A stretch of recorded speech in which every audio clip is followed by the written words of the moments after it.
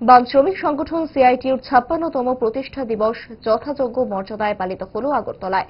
Office লাইনের সংগঠনের রাজ্য দপ্তরের পতাকা উত্তোলন সহ শহীদ স্মৃতিচারণায় হয় প্রতিষ্ঠা দিবস উদযাপন কর্মসূচি। এর অঙ্গ হিসেবে রাজ্য দপ্তরে আয়োজিত হয় আলোচনা সভা। সভায় সংগঠনের প্রতিষ্ঠার পর ধারাবাহিক শ্রমিক আন্দোলন সংগঠিত করার ক্ষেত্রে গোটা দেশের সংগঠনের বিস্তার ও শ্রমিক স্বার্থে আন্দোলনের পরিধি তুলে ধরা হয়েছে আলোচনা সভায়। সভায় উপস্থিত ছিলেন সংগঠনের রাজ্য সম্পাদক শঙ্কর প্রসাদ দত্ত, সভাপতি মানিক দে, মহিলা শ্রমিক সংগঠনের নেত্রী পাঞ্চালী ভট্টাচার্য সহ অন্যান্য বাম শ্রমিক নেতৃত্ব। সভায় আলোচনা করতে গিয়ে সিআইটিউর রাজ্য সম্পাদক শঙ্কর প্রসাদ দত্ত বলেন,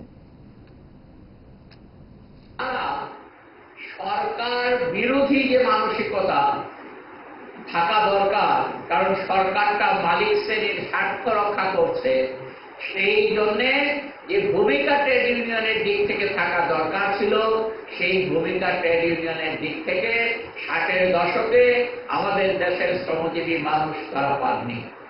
আর না পাওয়ার ফলে এআইটিউসির ভেতরের একটা অংশ তারা সিদ্ধান্ত নেন যে আমাদের শ্রমজীবী মানুষের স্বার্থ দেখার মতো একটা ট্রেড ইউনিয়ন করতে হবে। আপোষ করে, মালিক শ্রেণীর সাথে আপোষ করে অথবা সরকারের সাথে আপোষ করে ট্রেড ইউনিয়ন কাজ করতে পারবে না।